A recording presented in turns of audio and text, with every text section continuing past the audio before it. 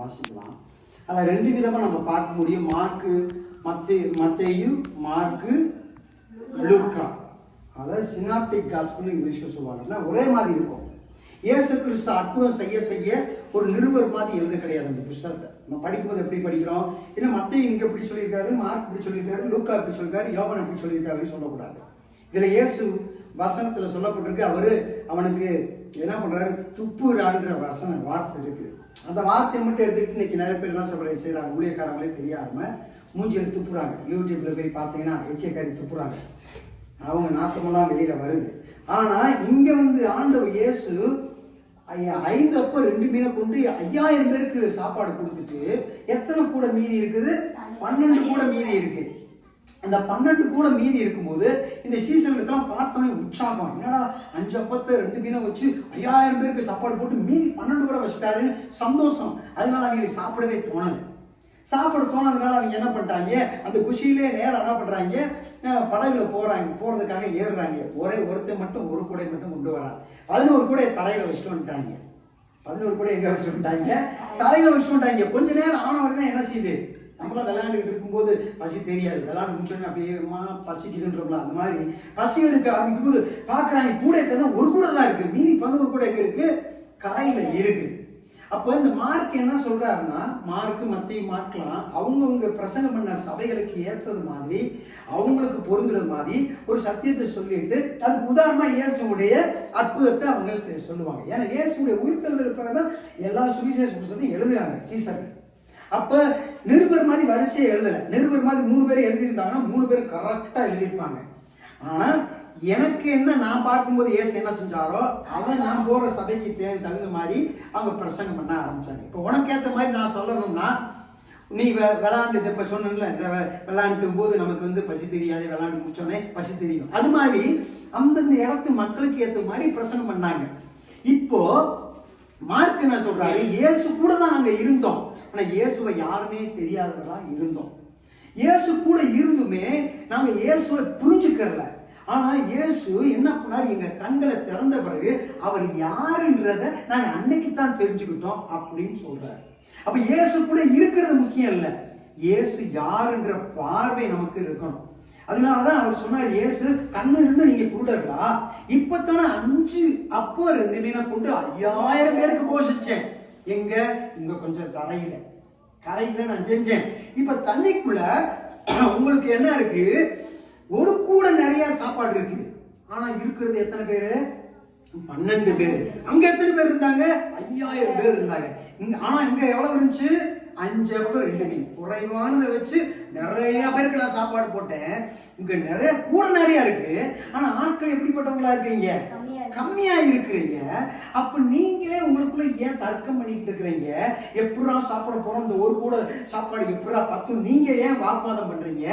தரையில அற்புதத்தை செய்த நானு உங்களோட இருக்கும்போது உங்களுக்கு ஏன் தோணல, அங்க அற்புதத்தை செய்த நானு, அங்க ஒன்றை உருவாக்கின நானு, அங்க உன் பசியை தீர்க்கல நானு, இங்க எப்படி உனக்கு பசியை தீர்க்க முடியாதுன்னு ஏன் நம்பலன்னு சொல்லி ஆண்டவர் அவங்களை கண்டித்து கொண்டாங்க. ஒரு அல்லையா சொல்லுங்க பார்க்கலாம். அல்லேலூயா. அப்ப இயேசு யாருன்றது அவங்க தெரிஞ்சிருந்தா என்ன பண்ணிருப்பாங்க, ஆண்டவரே அங்க செய்த அதே அற்புதத்தை இந்த படகுலையும் செய்யணும் ஆண்டவர் பார்த்து கேட்டிருப்பாங்க. அதை விட்டுட்டு எப்படா சாப்பிட்றதுன்னு என்ன பண்ணாங்க, 12 பேருக்கு பத்தாதைன்னு நினைச்சுக்கிட்டு இருந்தாங்க. ஆண்டவர் சொன்னாரு, நான் இந்த கொஞ்சத்தை வச்சு பெரியவங்களுக்கு நான் இது பண்ணலாம், இப்ப அதிகமானதை வச்சு எப்படி என்னால இவ்வளவு பேருக்கு நான் சாப்பிட கொடுக்க முடியாமல் இருக்கும் அப்படின்னு சொல்லி சொன்னார். ஒரு நாள் சொன்னாங்க. அல்லேலூயா. இதுக்கு பிறகுதான் இந்த குருடனுடைய கதையை அவர் சொல்றாரு. மார்க்கு அந்த சபைக்கு சொல்றாரு, எப்படி எங்க கண்ணை திறந்தாருன்னா, ஒரு குருடன் வந்தான். அந்த குருடன் எங்க இருந்து வந்தான், பெத்சாய்தான்ற ஊர்ல இருந்து வந்தான். பெத்சாய்தா அப்படின்னா சபிக்கப்பட்ட வீடு, சாபத்தின் வீடுன்னு அர்த்தம். அந்த ஊர்ல இருந்து வந்தான். எப்படி வந்தான், அவன் நண்பர்கள் கூட்டு வந்து அவங்க என்ன பண்ணாங்க, என்னை தொடும்படியாக கேட்டுக்கொண்டாங்க, வேண்டிக் கொண்டாங்க. அப்படின்னா என்ன அர்த்தம், அவருடைய நண்பர்கள் அவனை இயேசு தொடுறதுக்கு முன்னாடியே கையை வச்சிருக்கிறாங்க. அவங்க நண்பர்கள் சொந்தக்காரர்கள் கை வச்சிருந்த போதும் அவனுக்கு அவர்களால பார்வை கொடுக்க முடியாமல் போச்சு.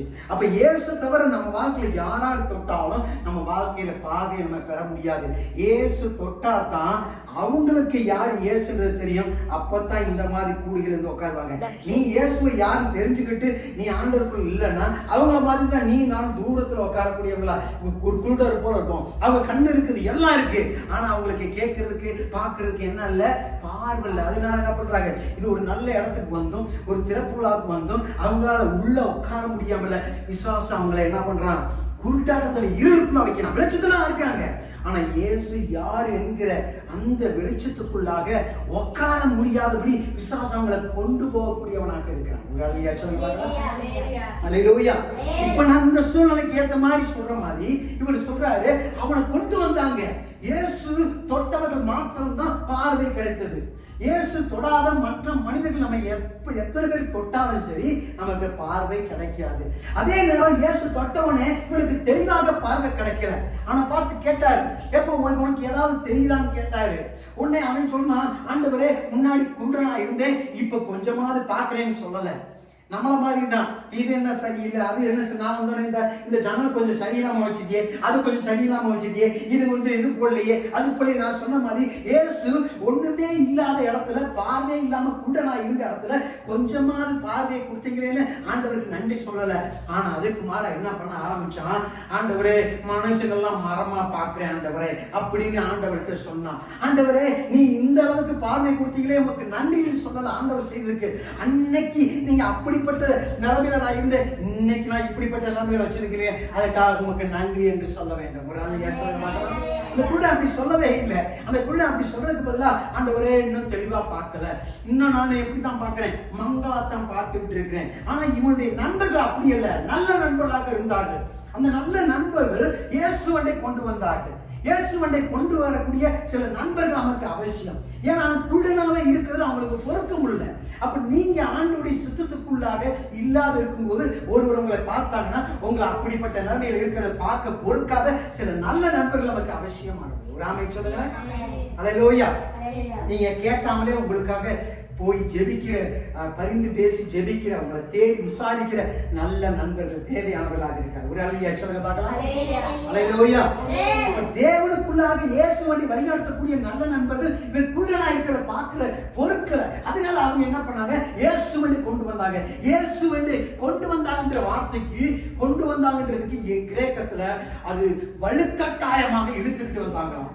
இப்ப நம்ம அவங்கள வாங்க வாங்கன்னு கூப்பிடுற மாதிரி வலுக்கட்டாயமாக இழுத்தார்கள். அவனுடைய விருப்பத்துக்கு எதிராக அவனை கொண்டு வந்தாங்க. கொண்டு வந்துட்டு ஆண்டவர் என்ன பண்ணாரு, அவங்கள அப்படியே தன் கைக்கு கொண்டு வந்தாரு. அவனை தொட்டாரு. இயேசு தொட்ட உடனே அவன் வாழ்க்கையில மாற்றம் நடக்க ஆரம்பிச்சிச்சு. ஒரு அல்லையா சொல்லுகிறேன். அல்லேலூயா. இயேசு மாற்றத்தை கொடுக்க வேண்டுமானால் சில நண்பர்கள் நமக்கு வர அவசியமா இருக்கிறார்கள். இன்னைக்கு நீங்களாம் ஆண்டவருக்குள்ள வந்திருக்கிறோம்னா யாரோ ஒருவர் நம்ம கேட்காதவங்க நமக்காக ஜெபித்திருக்கிறாங்க, நமக்காக ஆண்டவரை பற்றி சொல்லி இருக்கிறாங்க, நம்மளை ஆண்டவரை பற்றி வழிநடத்தி இருக்கிறாங்க. அதனாலதான் நீங்களும் நான் அவர்களுக்கு நன்றி சொல்ல வேண்டியவர்களாக இருக்கிறோம். ஒரு அல்லையா சொல்லுங்களேன். அல்லேலூயா. நம்ம இயேசுவை விட்ட பிறகு இயேசு சொன்னாரு, இதோட போயிரு, அப்படியே போயிருன்னு சொன்னார். சில நல்ல நண்பர்கள் கூட ஆண்டவர் நம்ம வாழ்க்கையிலிருந்து வெளியேற்றுவார். ஏன்னா இயேசுவும் நீங்களும் தனித்து இருக்க வேண்டும்ன்றதுக்காக ஆண்டவர் என்ன பண்றாரு, சில நல்ல நண்பர்களை குறிப்பிட்ட இடம் வரைக்கும் நம்மளை அழைச்சிட்டு வர வைப்பாரு. அவங்களாம் தற்காலிகம் ஆண்டவர் வச்சிருப்பாரு. நம்ம அவங்கள நினைப்போம் நிரந்தரமானவங்கன்னு சொல்லி. அப்ப தற்காலிகமானவர்களை நிரந்தரமா வைக்கும் போது ஆண்டவர் சொல்லுவாரு, இதுவரைக்கும் வந்தது போதும், இனிமேல் நானும் இவனுமாக இருக்க வேண்டும் என்று ஆண்டவர் நல்ல நண்பர்கள் நம்முடைய வாழ்க்கையிலிருந்து விளக்குகிறவராக, தனிமைப்படுத்துகிற தேவனாக இருக்கிறார். அல்லேலூயா. இப்ப தொட்ட உடனே அவன் மங்களா பார்க்கிறான். மரத்தை பார்க்கிற மாதிரி பார்த்தான் மனுஷங்களை. அப்படின்னா ஒரு பொருளை பார்க்கிற மாதிரி அவன் மனுஷங்களை அவன் நடத்த ஆரம்பிச்சிருவான். ஒரு செல்போனை நடத்துற மாதிரி, ஒரு செருப்பை நடத்துற மாதிரி, ஒரு பொருளை நடத்துற மாதிரி, ஒரு இருக்கிற ஆடு மாடை நடத்துற மாதிரி மனுஷங்களை நடத்திடுவான்னு ஆண்டவர் பார்த்தாரு. அதனால என்ன பண்ண ஆரம்பிச்சாரு, மீண்டும் அங்க வான்னு சொல்லி தன் கையை அவன் மேல வச்சாரு. வச்ச உடனே அவன் தெளிவா பார்க்க ஆரம்பிச்சான். ஒரு அல்லையா சொல்லுங்களேன். அல்லேலூயா. தெளிவா பார்க்க ஆரம்பிச்சான். அப்ப இயேசுடைய 2வது தொடுதல் அவனை தெளிவாக பார்க்க ஆரம்பிச்சிச்சு. அப்பதான் இவன் யாருன்றத இந்த சீசர்கள் தெளிவாக பார்க்க ஆரம்பித்தாங்க. இயேசு கிறிஸ்து ஏதோ அப்பம் இல்லாதனால சொல்றாரு போல இருக்குன்னு நினைச்சுக்கிட்டாங்க. ஆனா உண்மையில அப்பத்தை பத்தி பேசல ஆண்டவர். அவர்கள் நான் இயேசுவாகிய முழு உலகத்தை படைத்த கடவுள் உங்க பக்கத்துல இயங்கும் போதும் ஏற்கனவே அற்புதத்தை பார்த்த நீங்க இந்த படகுல அற்புதத்தை செய்ய மாட்டேன்னு நீங்க என்கிட்ட கேட்கவில்லை என்று ஆண்டவர் ஆதங்கப்பட்டார். ஒரு அல்லையா சொல்லுங்க. அப்போ உனக்கு தேவைன்னா போய் பாட்டிக்கிட்டே கேட்கக்கூடாது, ஜபத்துல கூட உட்காராத பாட்டிக்கிட்டே கேட்கக்கூடாது, வேற யார்ட்டும் போய் கேட்கக்கூடாது, நீ ஏசப்பாட்ட கேட்கணும். ஜபத்துல உட்கார்ந்து இருக்கிற அம்மா கிட்ட கூட ஒரு குறிப்பிட்ட அளவு வரைக்கும் தான் நீ கேட்கணும். அதுக்கு பிறகு நீ கேட்க வேண்டியதுதான் ஆண்டவரை பார்த்து கேட்க வேண்டிய நபராக இருக்கிறது. ஒரு அல்லையா சொல்லுங்க. அல்லேலூயா. இப்ப என்ன ஆயிடுச்சு, இவன்ட்ட ஆண்டவர் 2 வார்த்தையை சொல்றாரு. ஒண்ணு, நீ என்ன செய்யாத, உன் கிராமத்துக்கு போகாத. அந்த வசனத்துல அதான் சொல்லிப்போம், கிராமத்துக்கு போகாத, ஆனா உன் வீட்டுக்கு போ.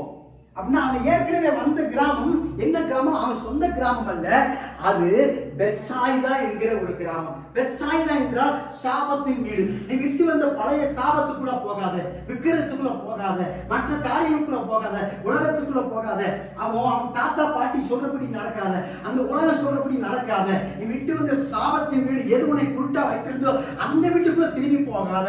அதனால நீ உன் வீட்டுக்கு போன்னு சொன்ன. ஒரு ஆள் சொல்லுங்க. உங்களுக்கு குருடனா இருக்கீங்க, நீ குருடனா இருக்கிறப்பா, நீ இப்ப குருடனா ஆகிட்ட, இப்ப நான் சோகம் ஆக்கிடுறேன். நான் சொல்றேன், நீ பார்வை கிடைச்சிச்சுன்னு சொல்லி என்னை சொல்லவே கூடாது யாருக்கும். நீ ஒருத்தருக்கு கூட சொல்லக்கூடாது. நீ என்ன பண்ணுவ? எப்படி சொல்லாம இருக்க முடியும்?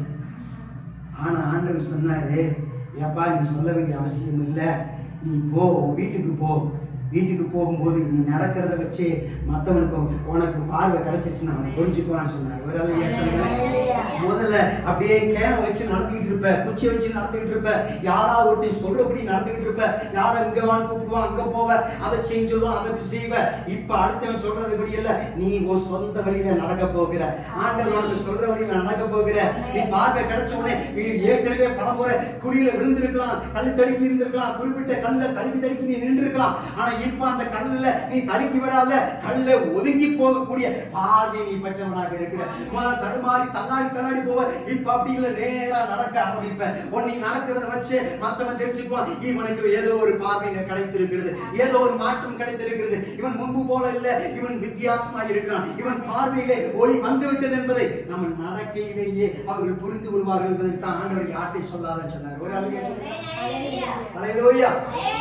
அப்ப ஆண்டவர் சொல்றபடி நம்ம நடக்க ஆரம்பிச்சோம்னா நமக்கு பார்வை இருக்கிறது என்பதை நம்ம தெரிஞ்சுக்கணும். அப்படின்னா ஆண்டவர் என்ன சொல்றாரு, இவனை என்ன சொல்றாரு, இவன் ஏற்கனவே பார்வையை வைத்திருந்திருந்தவனாக இருக்கிறான், பிறவி கூடலும் கிடையாது.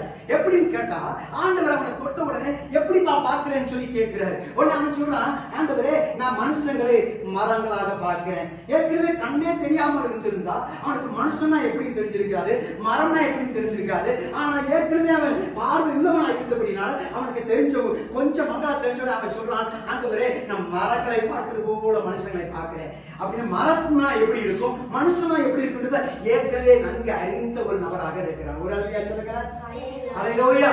அப்ப என்ன அர்த்தம், ஏற்கனவே நம்ம வாழ்க்கையில் எதையெல்லாம் இழந்தோமோ அதை திரும்ப தருகிற தேவனாக இருக்கிறார். நீ எதையெல்லாம் இழந்தையோ அதை திரும்ப தருகிற தேவனாக இருக்கிறார். நீ எதையெல்லாம் என் வாழ்க்கையில இழந்துட்டேன்னு சொல்றியோ, சமாதானத்தை இருந்தாலும், சந்தோஷத்தை இருந்தாலும், ஆசீர்வாதத்தை இருந்தாலும், என்ன ஆரோக்கியத்தை இருந்தாலும் அது திரும்ப தருகிறேன் என்று சொல்கிற வல்லமையுள்ள தேவனாக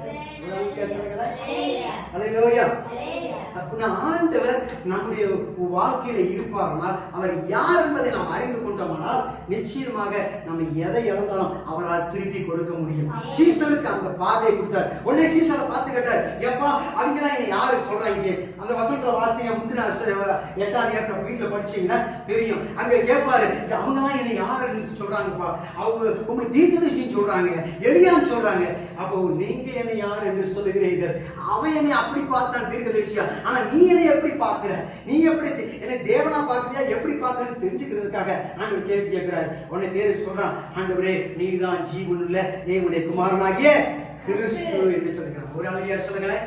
நம்ம வாழ்க்கையில இயேசுதான் தேவன்றதை அறிந்துக்கிட்டா, அந்த பார்வையை பெற்றுக்கிட்டா, நம்ம இழந்ததை திரும்ப கொடுக்கிறது மாத்திரமல்ல, அவரை பற்றி நம்ம வழி விலகவே மாட்டோம். ஒரு அல்லையா சொல்லுங்களேன். அல்லேலூயா. கண்களை மூடி ஆண்டவரே ஐயா சீசருடைய பார்வையை நீங்க கொடுத்தீங்க. அதே போல இந்த ஆண்டவரே இடத்துல இந்த அருமையான வீட்டை ஆண்டவரே அருமையான மகளுக்கு கொடுத்து ஆண்டவரே இந்த பிள்ளைகளுடைய சத்தியத்திலே வளருவதற்கும் நீர்தான் தேவன் என்பதை அறிந்து ஆண்டவரே இயேசுவே தேவன், இயேசுவே தேவன் என்று சொல்லத்தக்கதாக இயேசு என் வாழ்க்கையில் தேவனாக இருக்கிறார். அவரால் எல்லாம் முடியும். அவரால் எனக்கு சாப்பாடை கொடுக்க முடியும். அப்பம் இல்லாவிட்டால் அப்பத்தை கொடுக்க முடியும். தண்ணீர் இல்லாவிட்டால் தண்ணீரை கொடுக்க முடியும். கரண்ட் இல்லாவிட்டால் கரண்டை கொடுக்க முடியும். ஆரோக்கியம் இல்லாவிட்டால் ஆரோக்கியத்தை கொடுக்க முடியும். சமாதானம் இல்லாவிட்டால் சமாதானத்தை கொடுக்க முடியும். சந்தோஷம் இல்லாவிட்டால் சந்தோஷத்தை அவரால் மாத்திரமே கொடுக்க முடியும் என்பதற்காக எங்களை ஆண்டவரே இருளிலே ஒரு குருடனை போல இருந்த எங்களை யாரோ ஒருவர் மூலமாக உம்முடைய ஆண்டவரே பிரசன்னத்துக்குள்ளாக கொண்டு வந்திருக்கிறேன். முதலாவது எங்களை தொட்ட போது தெளிவாக தெரியவில்லை. ஆனால் இப்பொழுதோ அன்றைக்கு ஆண்டவரே என்னை விடுவித்தவர், இன்றைக்கு நீர் விடுவிக்க வல்லவர்.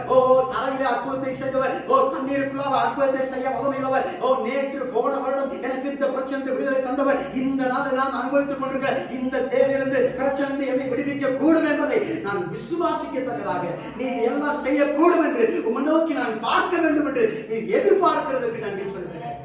ஆசீர்வதியும் இந்த பிள்ளைகளுக்கு உங்க வல்லமை வார்த்தையினால நீங்க வழிநடத்த வேண்டும்படியா ஆசீர்வதிக்கிறேன். ஆண்டவரே நீ யார் என்பதை, நீ எப்படிப்பட்டவராய் இருக்கிற என்பதை உம்ம பக்கத்திலே இருந்தும் ஆண்டவரே உன்னை பற்றி அறியாதவர்களாய் இருந்த சீசருடைய கண்களை திறப்பதற்காக ஆண்டவரே நீர் இவ்வளவு பெரிய அற்புதத்தை செய்தீர். அதே போல எங்க வாழ்க்கையில நீர் ஆண்டவரே உயிருள்ளவராக நடக்கிறவராக பேசுகிறவராக அசை வாடுகிறவராக எங்களோடு கூட வேலை செய்கிறவராக எங்களுக்காக எல்லா காரியத்தை செய்கிறவர் என்பதை நாங்கள் உணரத்தக்கதாக ஆண்டவரே நீர் வார்த்தையை சொன்னீர். ஆண்டவரே நீங்கள் இன்னும் உணராமல் இருக்கிறீர்களா? இன்னும் நீங்கள் என்னை புரியாமல் இருக்கிறீர்களா? இன்னும் நீங்கள் நான் தான் தேவன் என்பதை எப்படி அறியாமல் இருக்கிறீர்கள் என்று சொல்லியா ஆண்டவரே நீ வேதனைப்பட்டது போல இவ்வளவு காலம் ஆண்டவரே சரண்யாவுடைய வாழ்க்கையில ஆண்டவரே ஒரு சிறு பிள்ளையாக எல்லா உலக வழிபாடுகளில் இருந்த ஒரு மகளை ஆண்டவரே உங்களுடைய பிள்ளையாக கொண்டு வந்திருக்கிறீரே.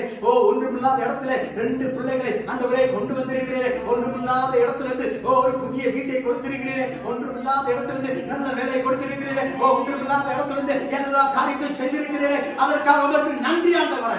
நேற்று அற்புதத்தை செய்தவர், இன்றைக்கு அற்புதத்தை செய்ய வல்லமையுள்ளவர். போன வருடம் செய்தவர், இந்த வருடத்தில் செய்ய வல்லமையுள்ளவராய் இருக்கிறதுக்கு நன்றி ஆண்டவரே. உண்மை யார் என்பதை நாங்கள் அறிந்து கொள்ள எங்களுக்கு உதவி செய்யும் ஆண்டவரே. என்னுடைய மன கண்களை திறந்து ஆண்டவரே. இயேசுவாகி நீர் தான் எந்த குடும்பத்துக்குள்ளாக இருக்கிறார், என் வாழ்க்கைக்குள்ளாக